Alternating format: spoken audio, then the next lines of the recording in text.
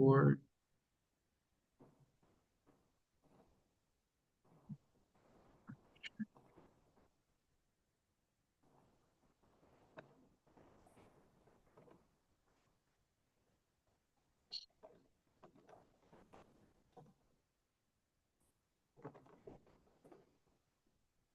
all right, you guys' screen look right?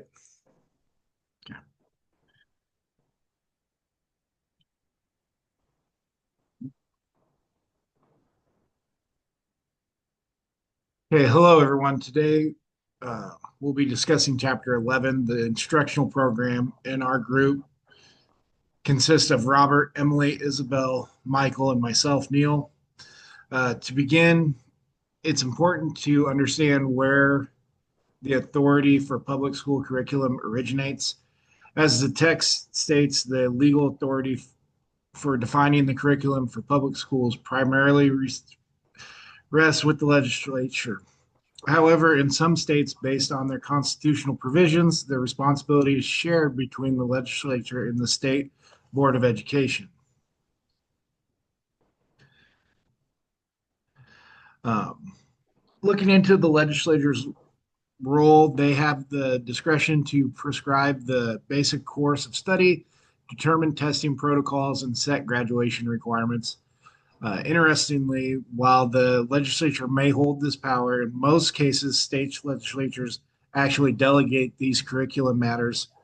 In the state of Nebraska, Nebraska state legislature holds the power, but they often delegate many curriculum matters to the State Board of Education, which helps develop the specific curriculum standards and guidelines.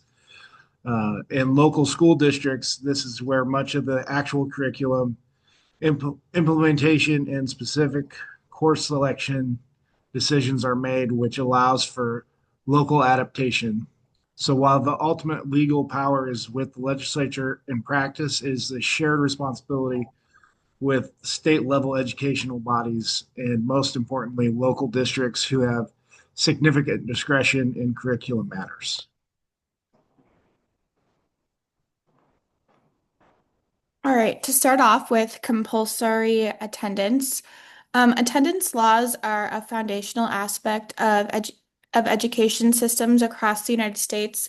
Essentially, every state mandates that children within a specific age range, typically spanning from the age of 6 to 17 years old, must receive an education. This education can be obtained through various approved ways, including enrollment in a public school, attendance at a private institution, or an organized homeschool program. These laws underscored the belief in the importance of a universal education in ensuring that all children acquire fundamental knowledge and skills. Next slide. Today, the enforcement of compulsory attendance laws carries significant legal weight. Parents or guardians who deliberately and consistently fail to ensure their child's compliance with these mandates can often and do often face criminal charges. These charges typically range from a minor misdemeanor to and can escalate depending on the severity and persistence of the issue.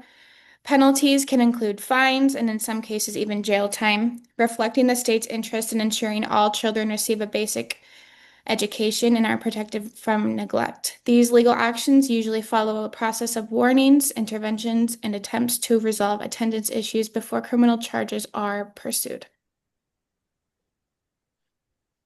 Right. So when it's kind of important to talk about homeschools because a lot of us as, teachers in public school, we don't really think about homeschool too much.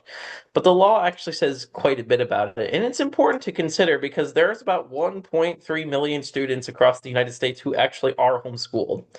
So because of that, virtually every state in the nation makes its own provisions for homeschooling. And this kind of lines up with what we said in the other slides, because education usually is more up to the state legislatures, and that covers homeschool as well. And the minimum standards for homeschooling that varies based on the state among their individual states' compulsory attendance laws. So go ahead and flip the slide, please. So there are a lot of minimal standards for curriculum and instruction length and instruction time and the number of days which instruction should be provided are generally prescribed by state statute or state board of education policies. And all these requirements must be met by parents who are offering that instruction. So some of these components that states usually require is that first, the parents or guardian or whoever's doing the teaching has to have at least a high school diploma. And they have to be identified by name, age, and address. So they kind of have to identify themselves with the government to do that. Homeschool students also have to meet the minimum number of days required, which is usually about 180 in every state. Annual progress assessment reports have to be provided as well, so the parents who are homeschooling actually have to show that academic progress is being made with their students. And parents who fail to comply with things like this can be brought to trial and have charges pressed against them for violating homeschool statutes.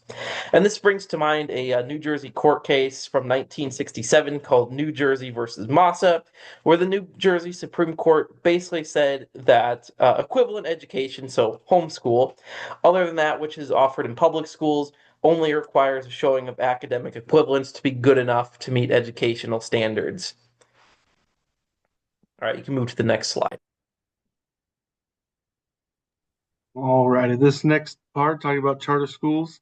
Like the slide says, charter schools are public schools that emerge through a contract with a state agency or a local school board. And the charter establishes the ground rules regarding the operation of the school, the primary advantage being the autonomy of the charter school's operations. A lot of that definition comes from the U.S. Department of Education. You can go to the next slide. So in exchange for the flexibility, the charter schools are held accountable for achieving outcomes established by the charter, including student achievement as the primary goal. The charter school concept, which is the concept, often encourages innovation and creativity without the bureaucratic barriers in exchange for measurable and positive student learning outcomes.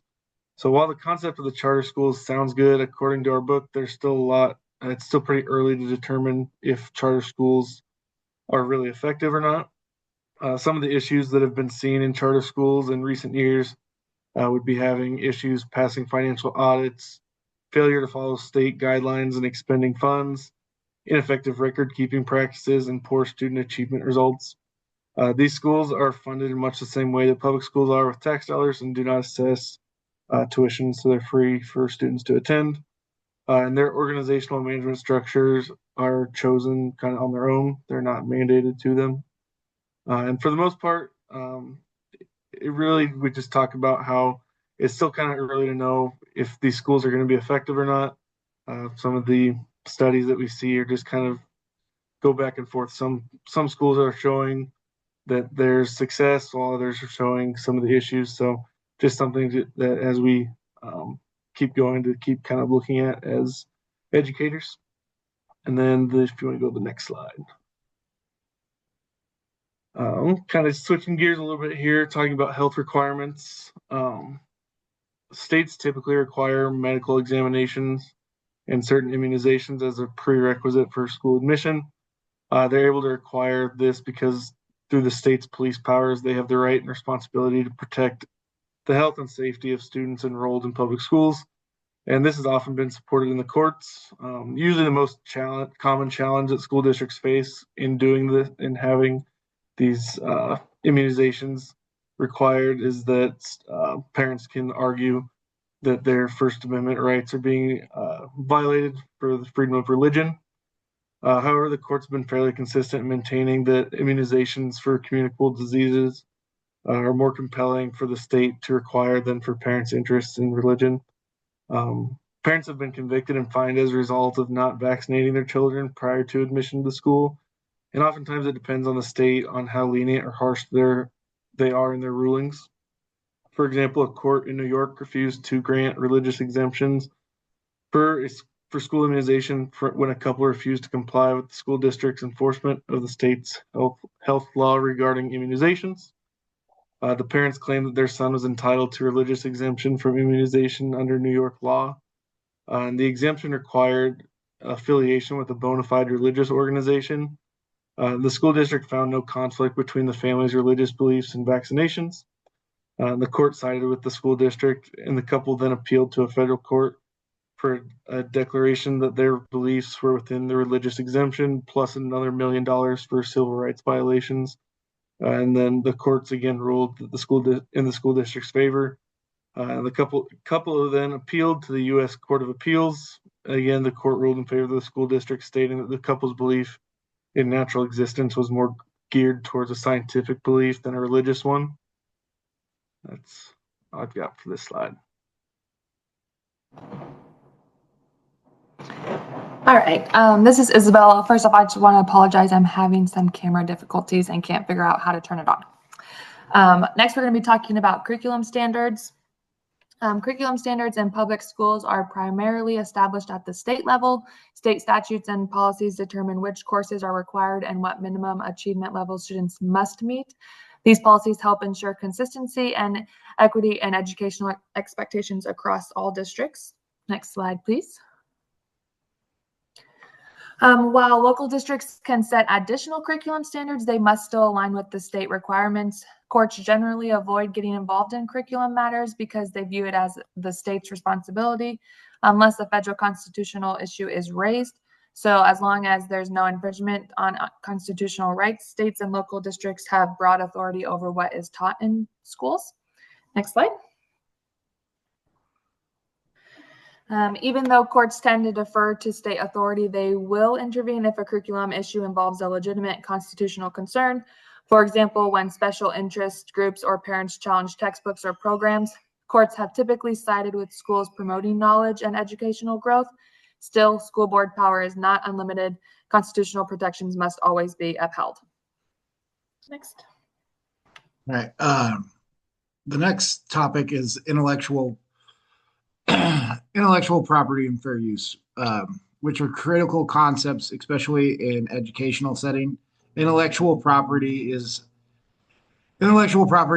outlined in our material, encompasses four basic areas: patents, trademarks, designs, and copyright materials. For purposes, copyright materials are particularly relevant. The Copyright Act is very clear on this. It prohibits the unauthorized use of copyrighted materials for profit or public display without appropriate payment to or permission from the copyright proprietor. This means that as educators, we must be mindful of how we use materials created by others.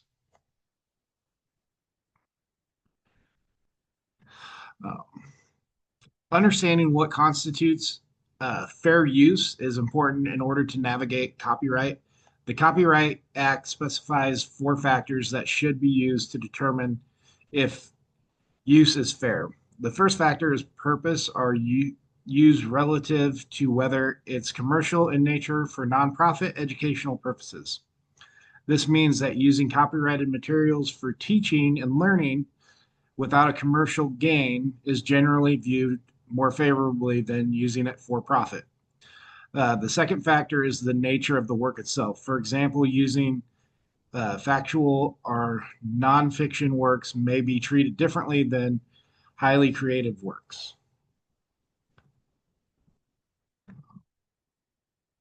Moving on to the third and fourth factors for determining fair use. The third factor is the amount of materials extracted from the work in relation to the work as a whole. This means that using a small portion of the work is more likely to be considered fair than using a substantial part or the entirety of it. And finally, the fourth factor is the impact of the use on potential market in relation to the value of the copyrighted work. This considers whether your use of the material could be negatively affect the market for the original work, such as reducing sales or licensing opportunities. These four factors work together to provide a framework for determining whether a specific use of copyrighted materials falls under the umbrella of fair use. All right, this next part is about computer software. Copying computer software in an educational setting is strictly governed by copyright laws. which extend fully to digital programs. It's crucial for educators to understand that they are prohibited from reproducing multiple copies of software for student use, even if they possess an original licensed program or intend for copies to serve as a backup. This practice is a direct violation of the Copyright Act, which grants the creators exclusive rights to reproduce and distribute their work. Next. Most school districts proactively ensure legal compliance and access to essential educational tools by purchasing site licenses for software. This serves as a critical measure to provide protection for the use of various applications across the institution. Essentially, a site license represents a contractual agreement negotiated directly with a software company where the district pays a specific fee. Next. And in return for this fee, the school district gains the legal right to use a particular educational software program on a specified number of computers or devices within a single school or across the entire district without needing to purchase individual copies for each device. This arrangement is highly beneficial as it does not only ensure adherence to copyright laws, but also offers a cost-effective and streamlined way to deploy software, eliminating higher costs with managing numerous individual user licenses. All right, so some grading and academic requirements as a part of the instructional institution here. So requirements regarding progress from one grade to another typically are not reviewable by the courts unless there's substantial evidence of unreasonableness. And that unreasonableness can kind of usually comes from the student or parent end if they feel they hadn't been treated properly by the school. But courts generally respect the judgment of professional educators, so schools, teachers, principals. So the courts will usually end up siding with the school, and they don't look too deeply into these issues unless they have that evidence of unreasonableness. Next slide, please. So student testing, this is kind of a big one. So it's well established that the state has the authority to promulgate promotion and graduation requirements, so they can set what those mean. And oftentimes they can use standardized tests to determine what they want those competencies to be. So because the courts are generally not equipped to evaluate academic performance issues, they generally limit themselves to addressing issues related to due process, discriminatory impact, or arbitrary acts by school officials during student testing. So the state's authority to develop and assess student performance standards is not really debatable. Next slide, please. So school officials are provided considerable discretion in matters relating to appropriate academic requirements, and by and large, like I said, the courts don't really feel equipped to evaluate academic performance issues. So tests really can't be defended if there is a show, or they cannot be defended if there is a showing of discrimination based on race. And the most common challenge regarding testing programs is whether tests are used to track students, which results in discrimination and a violation of the 14th Amendment Equal Protection Clause. Testing programs have to be fair and equitable for all students, and there must be regard for the due process rights of students if the court does decide to look at it. You move on to the next slide. Alrighty, looking at grade reductions for absences. Excessive absenteeism by students poses a challenge for school officials who often use grade reductions as a way of encouraging attendance. And courts generally agree with that policy as long as they do not conflict with state statute. Where it can get tricky is when a student has excused absences and policies regarding those. In Michigan, a student who missed school for 5 days during the first of 6 grading periods, these are excused absences because they were missing school due to an injury. However, the school district had a policy that after 3 excused absences, the student was required to go to after-school sessions to make up the work once they returned. And this student only went to one of those after-school sessions, even though they were required to attend 5 of them. Because of this, their grade was lowered 1 letter grade, and the student filed suit saying that their due process rights were violated, and that the school's policy went beyond the scope of scope of authority of the board. The courts from the original circuit court where the case was filed through the state court of appeals all sided with the school district, stating that their policy matched with state statutes and was not arbitrary or unreasonable. You can go to the next slide. In general, courts are much more supportive of schools on rules for penalizing students academically for truancy than they are for general misconduct. School districts must be mindful and keep good records for students being excused versus unexcused and how it relates to state law.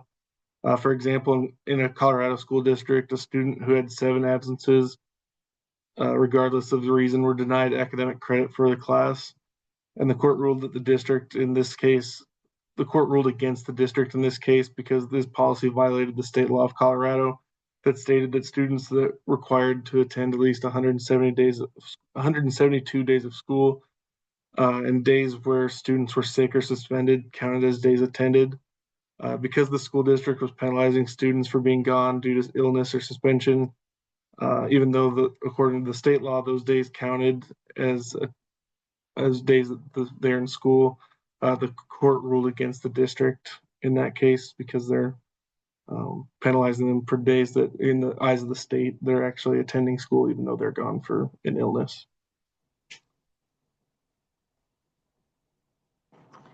This slide highlights a clear legal stance taken by the courts regarding physical punishments in schools. Courts have consistently ruled that it is not appropriate to use physical punishment as a consequence for poor academic performance. For instance, one case involved a student who failed to meet athletic expectations. Even though the coach believed the punishment was meant to encourage improvement, the court still ruled against it. In another example, a teacher in Iowa was found guilty of assault and battery for punishing a student who struggled in algebra. Whether it's being unable to solve math problems at the board or not completing homework, courts have maintained that academic failure is not a disciplinary infraction and therefore physical punishment is not justified. Instead, schools are encouraged to handle academic shortcomings with academic consequences, such as loss of credit, but never with physical discipline. Next. All right, so talking about withholding diplomas, school officials do have the authority to determine whether a student has successfully completed all academic requirements for graduation. However, once those requirements are met, the student is entitled to receive their diploma regardless of other factors. Courts have consistently ruled that a diploma cannot be withheld for non-academic reasons such as student misconduct. A key case that supports this is Valentine versus Independent School District of Casey, where the court held that a student who had fulfilled all academic requirements must be granted a diploma, even if their behavior was considered inappropriate. That said, schools can deny a student the privilege of participating in the graduation ceremony if their conduct significantly deviates from acceptable standards. But it's important to remember that earning a diploma and walking in the ceremony are two separate issues, and one cannot be used to withhold the other unfairly.